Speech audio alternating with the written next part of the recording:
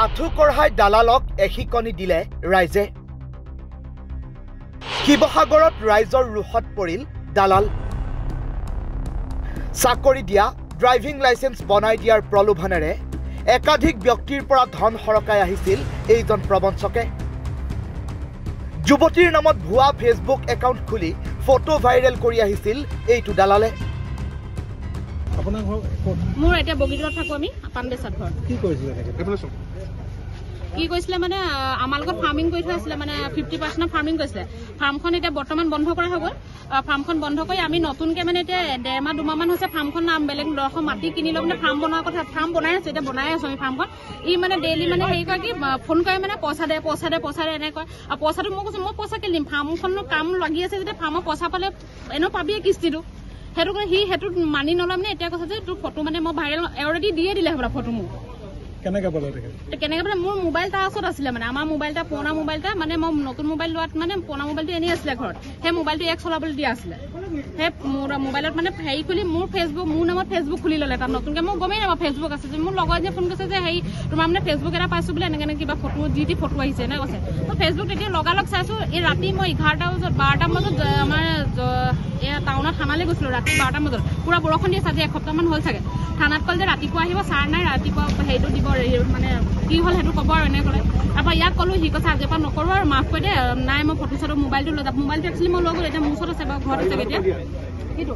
গাড়ী তাৰপৰা ফাৰ্মখন বন্ধ হোৱাৰ পিছত আমাৰ গাড়ীখন আছে টাটা টিয়াগো হয়, সেইখন মানে ভাড়া চাই পাই। ই কয় যে ভাড়াটো মানে ভাড়া মাৰিব লৈ যায় আৰু যিটো ভাড়া হয় মানে আমাক দিয়ে, তাৰ পইচাটো তাক দি দিওঁ আৰু পাই লৈ পেলাই। সি কি কয় গাড়ীখন মানে দেখাই পেলাই মোৰ গাড়ী মানে কৈ পেলাই কাৰোবাৰ পৰা মানে পইচা চাকৰি দিম বুলি গাড়ীৰ ভিতৰত পইচা ল'লে।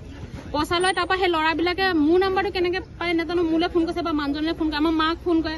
মা মিউনিচিপালিটিৰ দোকান আছে, মা ওচৰলৈ গৈ মানে কৈছে যে আপোনালোকৰ এনেকৈ পইচা মানে গাড়ীখন হেৰি আছে, ৰেকৰ্ডিং আছে, আপোনালোকৰ গাড়ী আপোনালোকৰ নামত আছে যে আমাৰ পইচাখিনি ঘূৰাই দিয়ক, আমাক ব্লেকমেইল কৰিব ধৰিলে।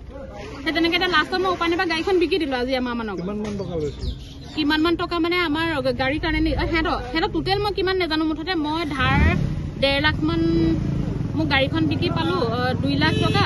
সেইখিনি মানে মই চব ধাৰ চাৰ বা কাৰোবাৰ 50,000, কাৰোবাৰ 20,000, 30,000 সেনেকৈ কৈ ধাৰ মৰা হ'ল। তেওঁ লৈছিলে গাড়ীখনৰ ভিতৰত লৈছিলে নাই, আমাক মানে ফচাই দিলে। গাড়ীখন যে আমাৰ নামতহে আছে এতিয়া, তেহেঁতি কৈছে যে আপোনালোকৰ ওপৰত কেছ কৰি দিম, মানে গাড়ীখন আপোনালোকৰহে এতিয়া, কোনে পইচা লৈছে সেইবোৰ দৰকাৰ নাই, আমাক সেইবোৰ ক'বলৈ ধৰিলে। কথাতে কয় নহয়, 100 গৰু মাৰিলে বাঘৰো মৰণ। আজি শিৱসাগৰৰ ৰংঘৰ চাৰিআলিৰ সমীপতেই ভুক্তভোগী ৰাইজে আটক কৰিবলৈ সক্ষম হ'ল এইটো দালালক। ক্ষুব্ধ ৰাইজে অভিযুক্ত অভিজিত গগৈক আঁঠু কঢ়ালে। একাধিক ব্যক্তিৰ পৰা সংগ্ৰহ কৰিছিল ধন। বহু পৰিয়ালৰ পৰা চাকৰি দিয়াৰ নামত ধন সংগ্ৰহ কৰি আত্মগোপন কৰি আহিছিল অভিজিতে। 13,000 টকা লৈছিল। ল'ৰাটো লাইচেন্স বনাই দিম বুলি আৰু মানে চাকৰিত মই ভৰাই দিম বুলি কৈছে। কি চাকৰি? এইবোৰ গাড়ী চাড়ী চলোৱা মানে ONGC। আপোনাৰ নামটো কি? তেওঁৰ নাম অজিত গগৈ। কিমান টকা লৈছে? 13,500। এতিয়া মানে ইয়াতে থাকে ওচৰত, এই অলপ আগত ভাড়া কৰি থাকে।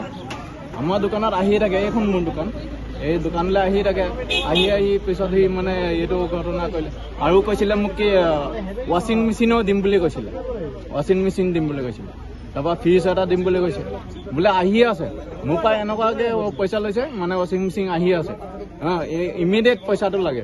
তাৰপিছত মই মানে জোলাগাঁও গৈছিলোঁ ঘৰৰ পৰা খৰি আনিবলৈ, তাৰপৰা সেই গৈ বাইক লৈ গৈ তাৰপৰা মোক মানে আনিলে। লাইচেন্স কি লাগিব মানে গাড়ী লাইচেন্স। অৱশেষত ৰাইজে উত্তম মধ্যম দি পথৰ কাষত আঁঠু কঢ়াই ৰাখে অভিজিতক। পাছত ঘটনাস্থলীত জয়সাগৰ আৰক্ষী উপস্থিত হৈ নিজৰ জিম্মাত লয় অভিজিতক।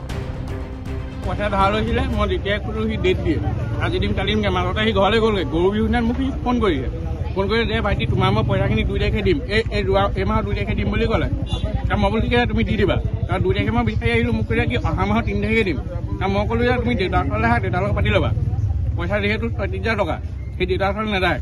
তাৰপৰা এই ওচৰত আৰু 2জন দাদা আছিলে, দাদা আহি পেলাই তাক ৰুমত পালে। মই লৈ আহিলোঁ, ইয়াত ৰখাই ল'লোঁ আৰু মানুহ আছিলে আমাৰ গাঁৱৰ, চবেই মিলি পেলাই তেখেতক ৰখাই দিলে। আপোনালোকক মাতিলে, এতিয়া পুলিচো মাতিছে তেখেতক লৈ যাব পইচা ধাৰ লৈছিলে ধাৰলৈ লৈ তাৰপৰা মই ক'লো মোক পইচাখিনি ঘূৰাই দিয়া এই কৈছে নহয় কাম এটা আছে কাম এটা কৰিবা নি মোৰ কাম নালাগে মোক পইচা লাগে মোৰ যিহেতু নিজৰ গাড়ী আছে মই নিজে গাড়ী চলাওঁ দোকানো আছে মোৰ কামৰ কোনো জৰুৰত নাই তাক মই সেইটো কথা কোৱাত সি মোক পইচা দিম বুলি ক'লে কিন্তু আজিলৈকে দিয়া নাই লৈ আৰু কাৰোবাৰ লাইচেঞ্চ বনাই দিম বুলি পইচা ল'লে 100 টকা লৈছে পইচা লাইচেঞ্চ বনাই দিম বুলি ফিজ দিম বুলি কিন্তু আজিলৈকে তেওঁ পইচাও ঘূৰাই দিয়া নাই কি নাম এজন নাম অভিজিত গগৈ ঘৰটো আপোনাৰ হেৰি বুলি কৈছে দুলীয়াদান বুলি কৈছে কিন্তু হয়নে নহয় আমি নাজানো উল্লেখ্য যে ৰংঘৰ চাৰিআলিৰ সমীপত ভাড়াতীয়া হিচাপে থাকি দুষ্কাৰ্য চলাই আহিছিল দালাল অভিজিতে